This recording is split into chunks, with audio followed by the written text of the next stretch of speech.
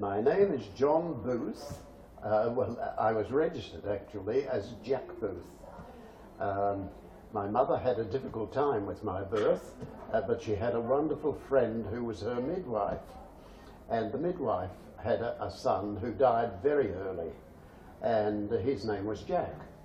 And she asked my sister, my mother, I'm sorry, she asked my mother, would she register me as Jack? So I was registered as Jack Booth on the 23rd of August 1924 in Prahran. And I've come full circle. I'm now back in Australia after living many, many years abroad, and I'm here to spend the rest of my life. I reached the age of 21, working for 5 years from the age of 16 to 21 as a junior draftsman, which didn't interest me at all because it was all to do with iron grill work, grilled stairways and that sort of thing. On my 21st birthday, I was working in a hotel in Frankston, earning money to go to Europe. The owners of the hotel were friends of my parents, so they gave me the job. I was working on my 21st birthday in the hotel, and when I arrived home about 11 o'clock in the evening, there was a swinging party in process for all the family friends and so forth. One of the guests invited me to have a drink and gave me a glass of rum, which was coming out of my pores for the next week. So there I began. The next morning, my 21st birthday, I announced to my parents that I was giving up my work. They were kind people. They understood, and they said, well, what would you like to do? And I said, well, I'm going to study music. Oh, very well. So I had a little amount of money saved up, which disappeared very smartly. But my parents agreed that if I prepared the evening meal for the family of 4, they would pay my fees at the conservatorium. This worked very well, actually, because my mother was working at the time, as many women were. This was in 1940 to 1945.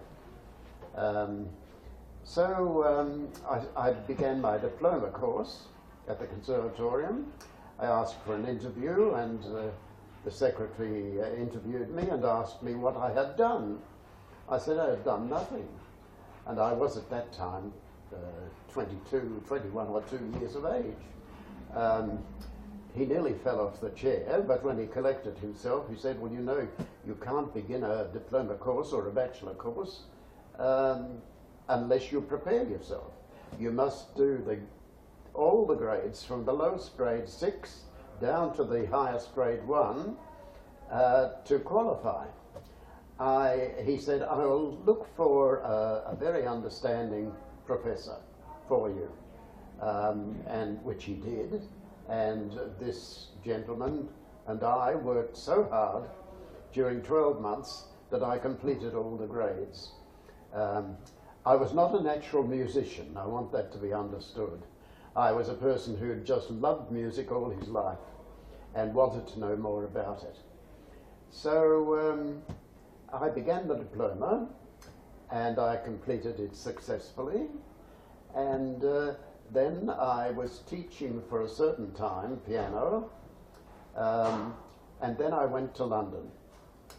In London I found a job which was not very interesting in a firm that sold C charts and C instruments, and I had that job for 2 years. I was not interested in it. I went to Australia House and asked for an interview, and they took me on, and I began my real career.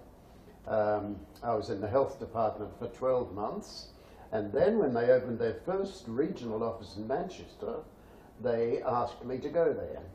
I went for 2 years, but it was working so well that I was there for 4 years. And this was the time before Manchester had begun its clean air program. I used to come home with grease on my collar, and after 4 years of that, I went down to London and said if there was nothing else available, I was coming back to Australia. They said that they were going to open a migration office in Spain, and if I were interested, they could consider it. I said yes, I would love to go to Spain.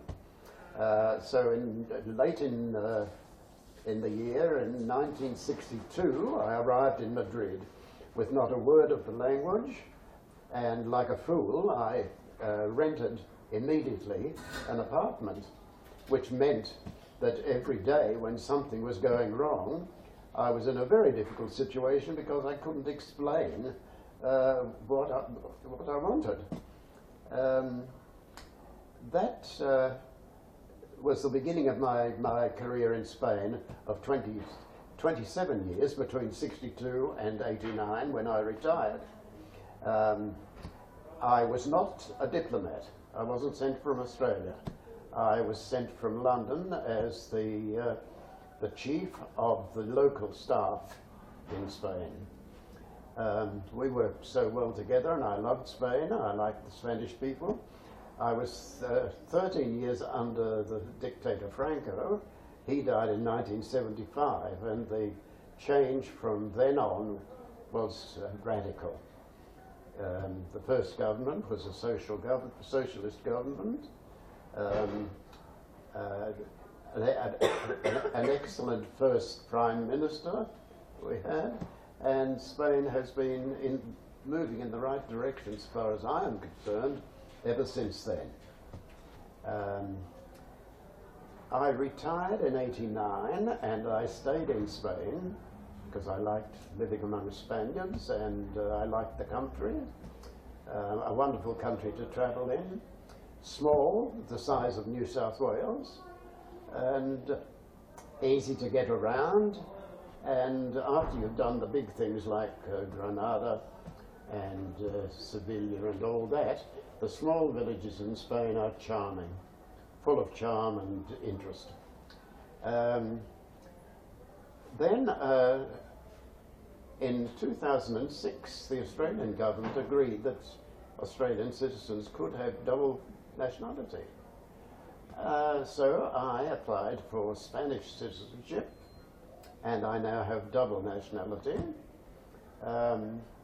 which pleases me because I enjoyed very much the country I was living in and the people I was living with. Then I decided in 2013 it was, to come to Australia. I had a booking for the 21st of December 2013 to fly from Madrid to Brisbane, where I was going to then join my sister, who was living at Hope Island, and I was going to spend the month of January with her, watching the Open tennis and enjoying life generally. Unfortunately, my eldest nephew rang me the night before I was to leave Madrid to tell me that my sister had had a stroke and died. This meant a very unhappy visit to Australia, and the arrangement for all the burial of my sister and sorting out things generally. I then went back to Spain and arranged to send a certain amount of the material that I had, like books, discs and clothing, and which I did. And I had, some years before, entered an agreement with the Zurich Insurance Company that they would pay me a small amount monthly, not a pension, but what would you call it, an emolument. I went back to Spain and then came back to Australia again in 2014. So I'm now here for the rest of my life, like the old dog who wants to get back to where he began. and I'm now back in Melbourne, which I find is a charming city to live in. The difference in the food situation has impressed me very much. The introduction of migrants has meant that we've acquired knowledge of all the types of food that exist in the very many countries around Europe and Asia, and life in that respect is much more interesting than it was. Also, the attention to native plants and grasses and shrubs and trees generally has impressed me very much.